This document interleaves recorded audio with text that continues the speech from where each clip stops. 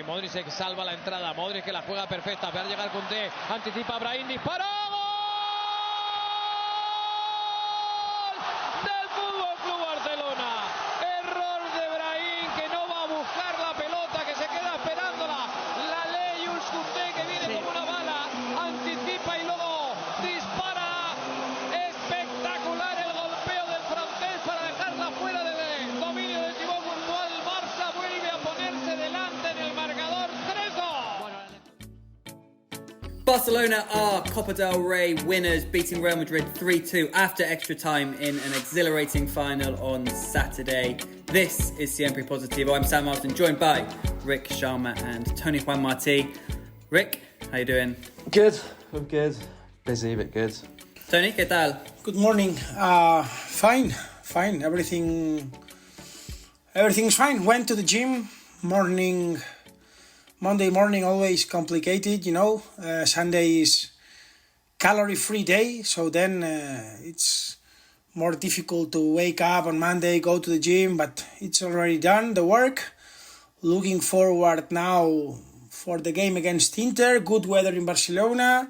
Summer getting closer. Everything's fine. Good mood. Yes. What about you? I didn't realise Sunday was a calorie-free day. It's where I've been going wrong all my life. Yeah, for you, every day is a calorie-free day. Yes. Wait, do you mean you can have as many calories as you like? Is that what He you means mean? Sunday's a cheat day. I think he means Sunday's a cheat day. Okay. Sunday you can eat what you want. Yeah, exactly. Okay. For Not those that calorie-free, we are trying to make calorie-full. an effort, Sunday good. free. I went to a restaurant. I had meat with some fries, salad, cheese, bread. Then at night, at the evening, I had a pizza with my girlfriend. But it's allowed. Wednesday, Sunday, everything is allowed. Yeah, in English it's called a cheat day. People that are like sort of strict throughout the week, they'll have like a cheat day, like maybe once a week or once a month, where they're allowed to eat what they want. Yeah, this is it was the cheat day. Welcome to my cheat life. Rick has a cheat life, yeah. Well, Rick has more a cheat hour every day. No, 2 hours per day. 1 a.m, 1 p.m. Yeah, okay. I've just been, I think people should tell me if I'm a genius or not, because I got a mixed reception from Rick and Tony before the podcast when I was just explaining to them my incredible invention. I've lost the key to my letterbox, to my mailbox, my bouthon, which means that in general you can get most of the post because it's not that deep. Like most of the post is like those long rectangular ones and they just go in and you can pull them out. But I've had something delivered which is small and I wasn't able to get it out, saying that I've got to go and pick it up from somewhere, you know, one of those like little slips. And I couldn't get it, I couldn't get into the bottom. So at first I went down with a chopstick and tried to like pull it out.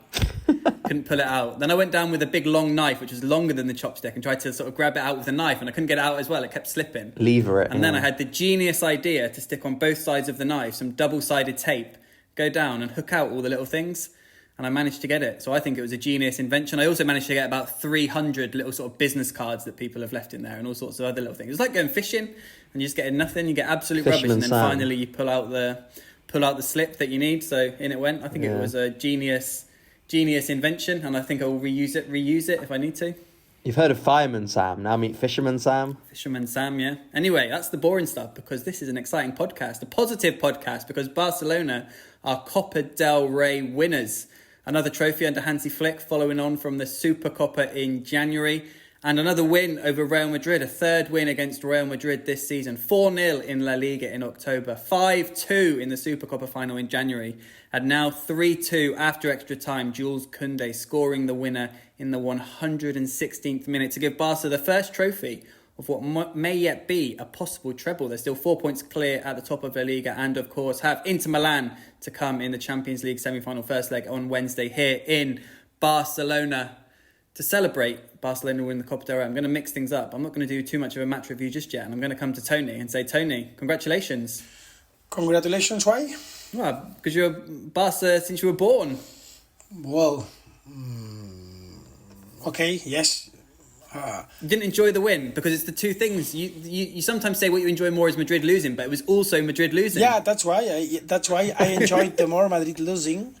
That's the biggest achievement, no? Because as I expected, it was not going to be nothing easy, but so strange game, but yeah, this win for sure.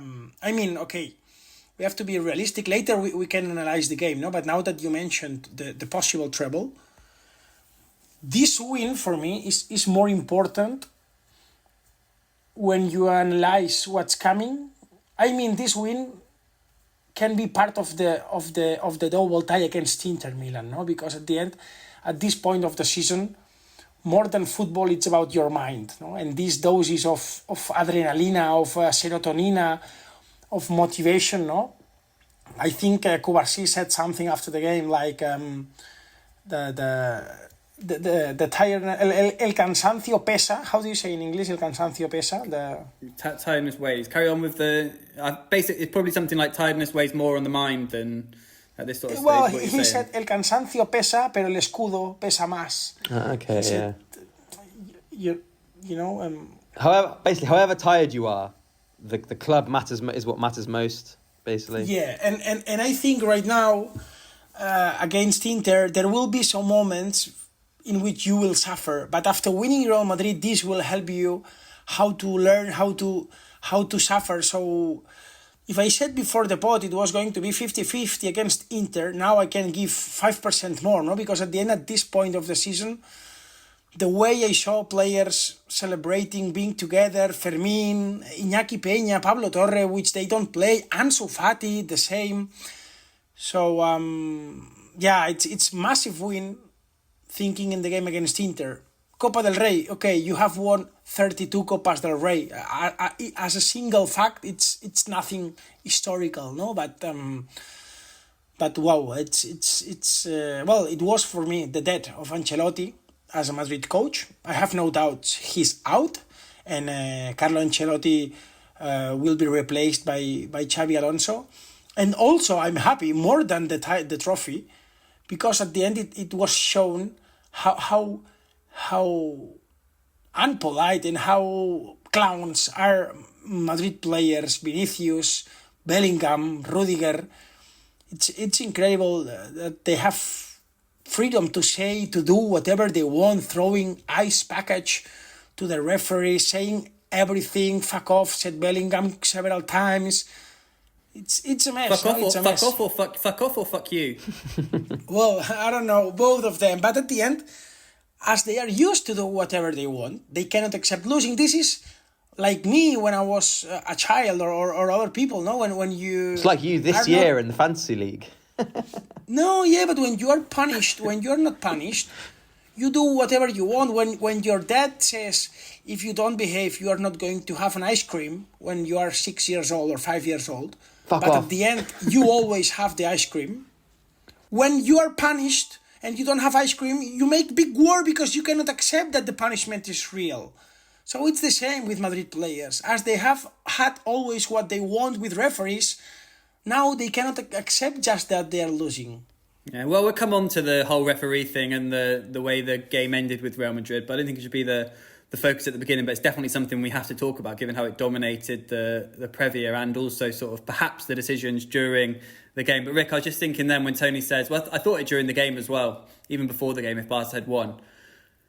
Copa del Rey final and that Vince McMahon meme, you've got winning the Copa del Rey in the first image of Vince McMahon, then you've got beating Real Madrid in the final, or Real Madrid losing the Copa del Rey final, and then the third, I think there are four, but I've only got three. The third one is, winning the Copa del Rey as the first part of a possible treble. It's kind of like Tony says, Barca have won 32 Copa del Reys, but to win it against Real Madrid, probably giving them a trophyless season. Obviously, we've still got 4 points to play for in La Liga and the Clásico to come here at the Olympic Stadium, but probably giving them a trophyless season and possibly setting up a treble season makes it very, very sweet, doesn't it? Especially to do it from coming from behind. It's probably more enjoyable, certainly for the fans there, I guess. I don't know. I don't know what fans prefer. If they prefer to roll them over and win 4-0, or for Madrid to have had it so close and then to have it robbed away from them in the 116th minute. Is that moment is better than the 4-0.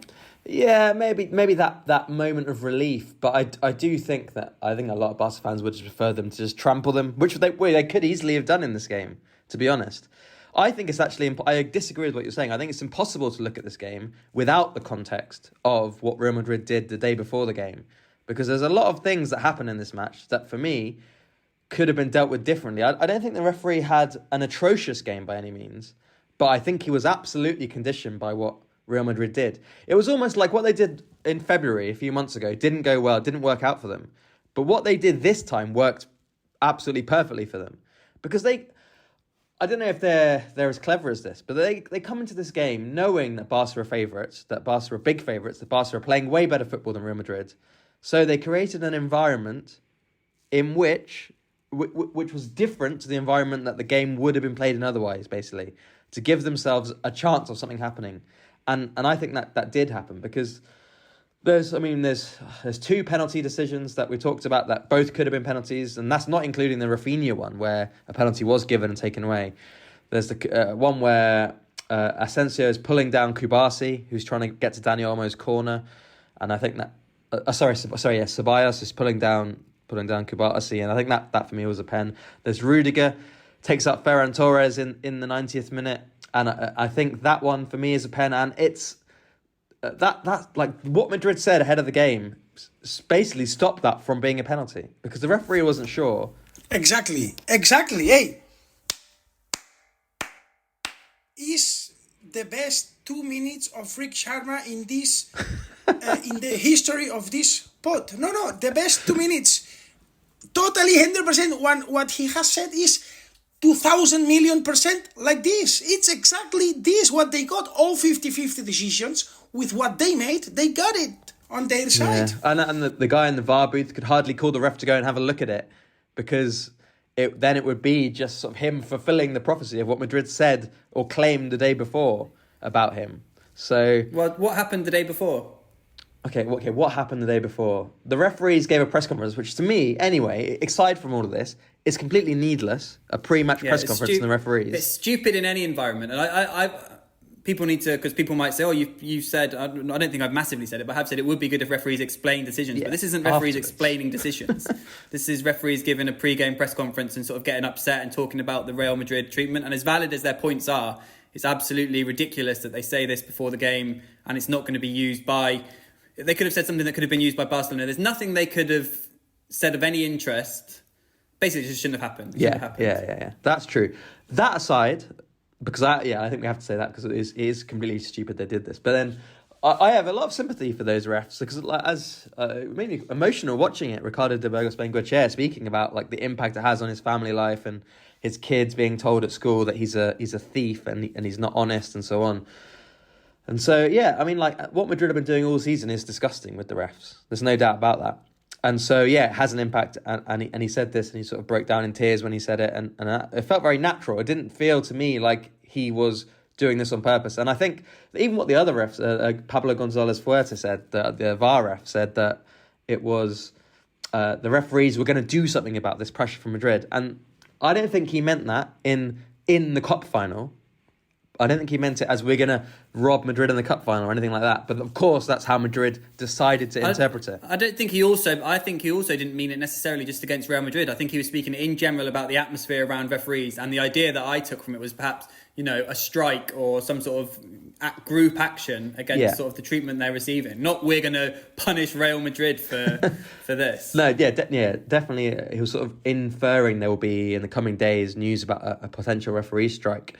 But the link to Real Madrid is that the main factor in all this criticism has been Real Madrid television. But anyway, so then Madrid pull out of everything on the Friday. Pre-match press conferences, photo call, president's dinner. I don't know, there was a couple of other things as well that they decided not to abandon. And also leaked to the media that they were considering pulling out of the cup final itself if the referees weren't changed, which they then later denied in a statement, saying we would never pull out the cup final. But... So that was kind of the shadow the game was played in, and it made it absolutely impossible for the referees of the cup final, to do anything in the game without massive scrutiny on their actions. Tú eres muy malo.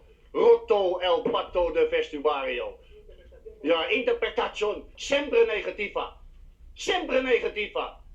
Nunca positiva. Let's try this again, shall we? 24 hours after we recorded that first half of the podcast, we're back after the blackout in Spain because we were cut off mid-podcast when the electric and mobile signal and everything went down on the Iberian Peninsula.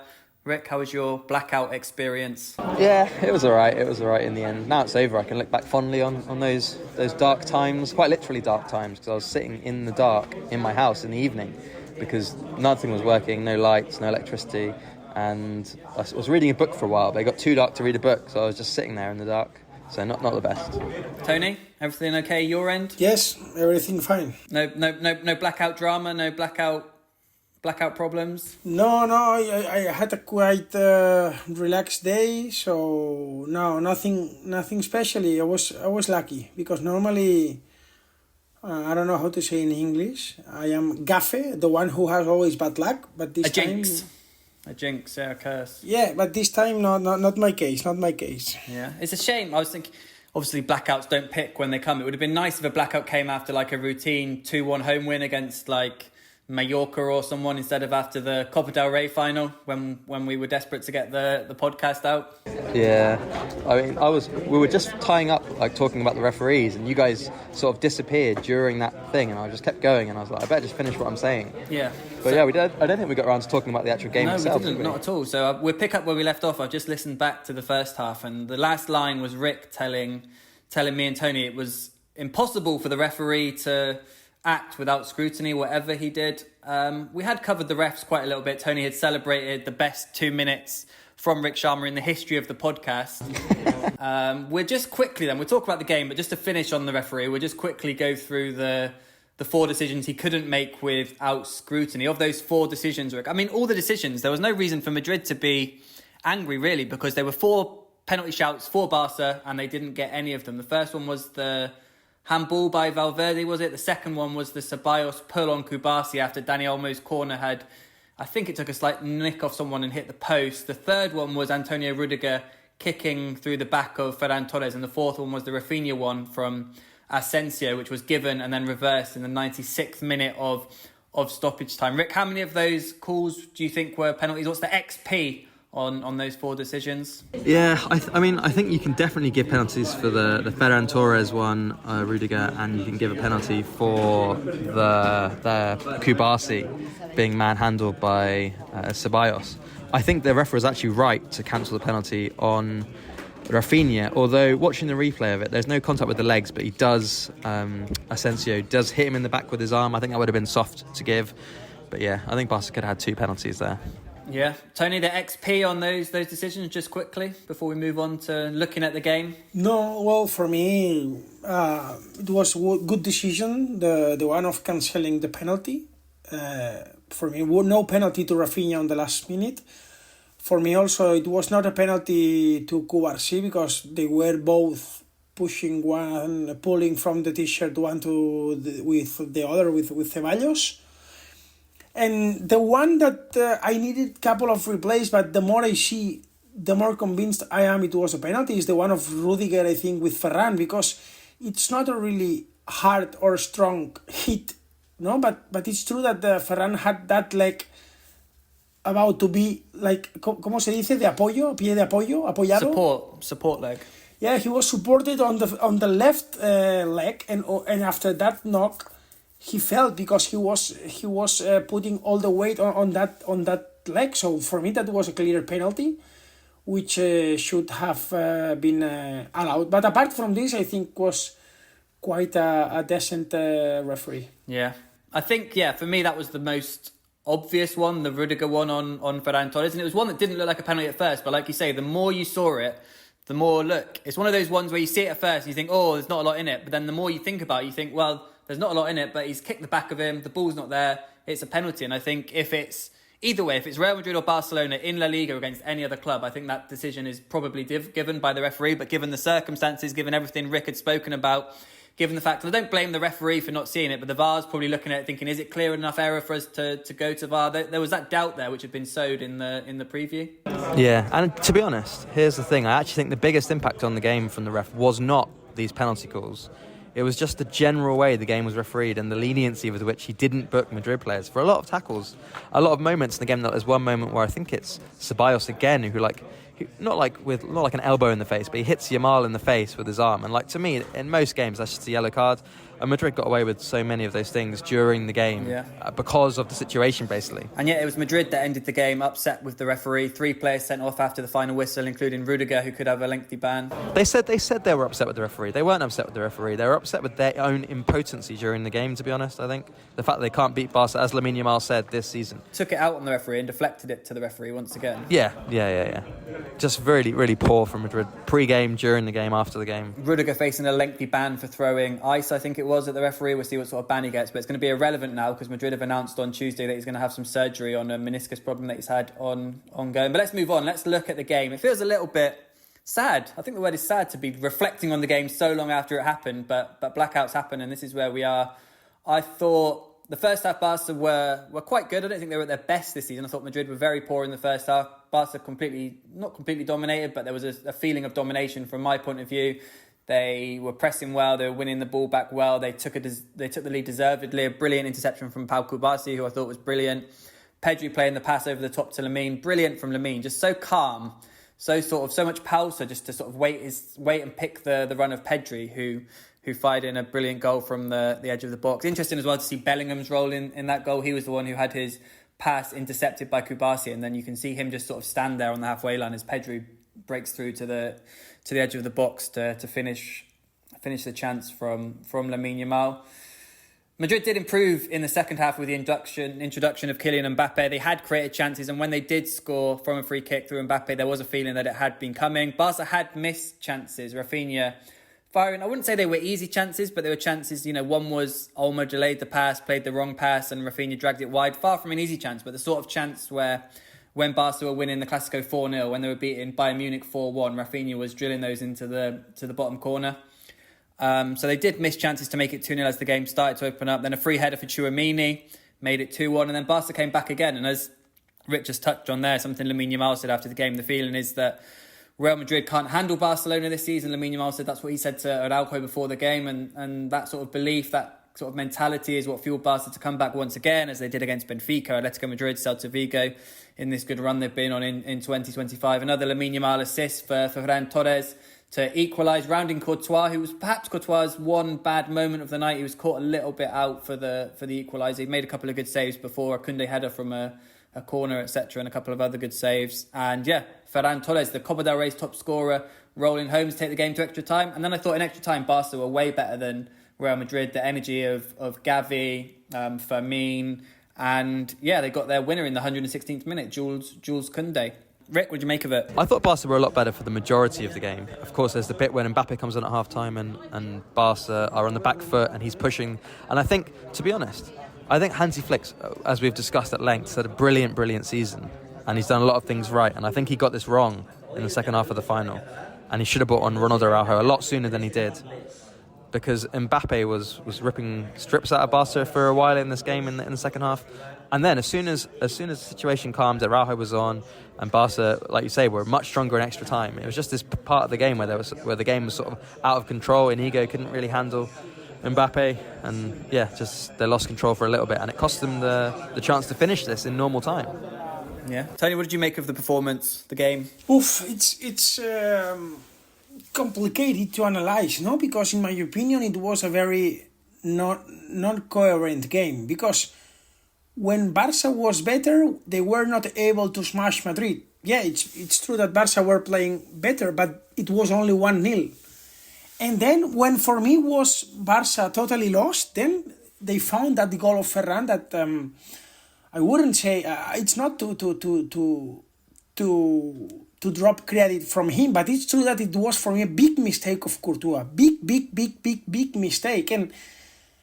And okay, that if my grandma had wheels, yes, this is kind of expression, but I'm sure that without this mistake of Courtois, Madrid was going to be champion, because at that moment they were already losing time. Barca was a little bit tired, still not understanding how could they be behind on the score after how well they were playing. So yeah, it's magical, no, this football, because you would never expect Madrid to make a comeback, and then after the second goal of Tchouaméni, I would have never expected Barca to be back, to be honest. But apart from this, I was extremely disappointed by the performance of Real Madrid. Well, I said before the pod that it was not going to be easy. In fact, it was not easy at all. But in terms of performance of Madrid, I was extremely disappointed because everybody knew which was going to be Barca's plan. And I saw at the first half of Real Madrid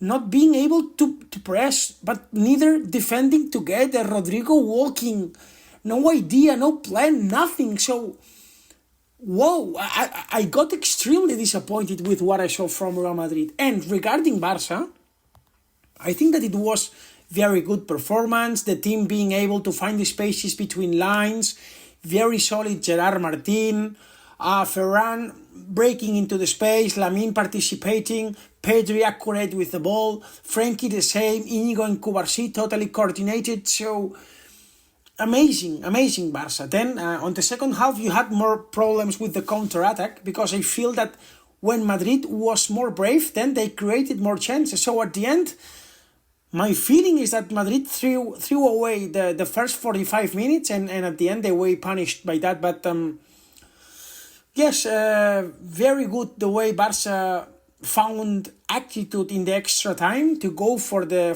third goal. And I think that Barca, even if they were better with football, they end up winning thanks to the mentality, and that's thanks to Hansi Flick, that mentality of attacking. I have to disagree a little bit with Tony on the way that Madrid set up, because I think looking at the two games before this that they played, the 4-0 at the Bernabeu and then the 5-2 in Saudi Arabia, they came into this game knowing 100% that they could easily get pasted again. So I can understand the way they set up to play with two forwards and play 4-4-2 or even 5-4-1 at some points, because Tchouaméni was dropping into the defence and they just had Vinicius up front at some times in this game. I can understand how they did it, and I guess from the result, they can look at the result and how the game develops, if you ignore all the referee stuff, which is very, very hard to do, and say, well, maybe they were closer in this game to being able to beat Barca than in the other two games. When they come to play Barca again, I think they might set up in the same way. No, but how many chances Barca created? So if they make 20 balls into the post, it means that they defended well. Madrid was horrible defending. I mean, if you want to defend together and wait for the counter-attack, it's fine. But then do it well, not with the three strikers not defending at all. Barca was like having a romantic walk into the pitch in the first 45 minutes. Madrid were defending with 7 players only. But they found out, they sort of, once Mbappe came on, it clicked, it worked. And I think for a while in the second half, they were better. And I would not be at all surprised if how they lined up in the second half is more or less, obviously no Rudiger and stuff like that, is how they play it in the Clásico on May 11th. I don't know about the Clásico on May the 11th, but yeah, they're obviously better without. I think they've always looked better when they've been without one of Rodrigo, Mbappe or Vinicius. And I thought that might play into their hands before the game when Mbappe was on the bench. Obviously, the first half was awful, but obviously Mbappe then came on for Rodrigo and they had the split forward as opposed to having the three with Bellingham. And that obviously favours them, I think, which, yeah, was one of the main reasons for the improvement in the second half. We'll see if Ancelotti knows he's going. Maybe he will for the final sort of 4 games of the season, 5 games of the season, just be prepared to sort of ditch Rodrigo or Vinicius or one of them. I think it's Rodrigo. I mean, he's been in really, really poor form, and Ancelotti's been quite loyal to Rodrigo at many times in the past. But I think at this point, after what we saw in the second half of this game, I think he'll go with Mbappe, Vinicius, and then midfielders behind. Yeah. Let's sum up the final then, Rick, with the ratings. Rick's ratings from Barcelona 3, Real Madrid 2 in the Copa del Rey final. Yeah, it's hard to change chip and actually think back to the final now, because I was recording. I'm at the Barca training ground to talk about for the press conferences ahead of Inter. But let's think back. Wojtek, 7 out of 10, generally quite good. Not the best goalkeeping for the free kicks. The wall was quite poor, which is not necessarily his fault. Obviously, part of his job is setting up that wall, and then it looked like he was taking. I don't know. He just wasn't quite placed in the right spot to save the free kick. Koundé, 9 out of 10. Great performance even before the goal. Sometimes I think that a player is playing really well and then they score and everyone says, oh, they're brilliant. But he was doing really well before he scored this last minute goal, or 116th minute goal. Pau Cubarsí, 8. Inigo, 8. Gerard Martin, 6. He struggled in this one. He got booked in the first half. But 6 is still a pass mark, just about, I think. So we'll give him that. Frenkie de Jong, 7. Pedri, 8. Lamine, 8.5. Set up 2 of the 3 goals. Dani Olmo, 7. Rafinha, a bit disappointing, 6.5. Ferran Torres, 8 up front. Good performance from him. As I said on the Discord, I was really not expecting him to be so cool when it came to finishing that goal off. I was just, even despite how good he's been in the last sort of 2 or 3 months, just wasn't expecting him to do it so coolly. How slowly did that ball roll over the line? Yeah, very slowly. And Rudiger did look like he might have been able to get there, but no dice. And then off the bench, everyone was pretty good. Fermin, Eric, 7 out of 10. Araujo, give him 7.5. Yeah, nice. Rick, you're speaking to us from the training ground, because as we've mentioned, it's Tuesday. You're there for the Lamine Yamal and Hansi Flick about to speak. Barca have just been out for training. What's the latest ahead of the Inter game? Balde, Lewandowski? No sign of either of Balde and Lewandowski. I think that's quite certain they won't be certainly not ready to start. Possibly one of them might make the bench or something, but unlikely, isn't it? I think it's better to get them back for the second leg. Yeah, all eyes on the second leg. Tony, how are you feeling ahead of Barcelona-Inter on Wednesday? Inter in a little bit of a tricky spot right now. They lost to Milan last week in the semi-final of the Coppa Italia. They lost to Roma on Sunday in Serie A. They're struggling a little bit. Certainly, teams can still turn it on for Champions League semi-final. Sometimes it's a nice distraction. But how are you viewing the game now, the day before it takes place? To be honest, I spoke this morning with people that are following Inter, and I haven't watched the last games of Inter, and I thought that it was just a bad run in terms of not being clinical towards the goal. No, but what I've been told from people that are following Inter is that in terms of fitness, physically, some players are destroyed, and they are also mentally tired. So, according from those that are following Inter, they are like running out of battery, and I was told that Barca has to take advantage from that. If that's true, that's biggest, best update, best breaking news that you can receive. I said before the tie that it was going to be 50-50, but after this update, which for me is reliable from those that are following Inter, then I am much more optimistic, because if you are mentally top and you play against a team destroyed mentally and physically with problems after the adrenaline and the self-confidence doses that you received with the Copa del Rey final, now I have no doubts that Barca will reach the final. Yes, now I think Barca will reach the final.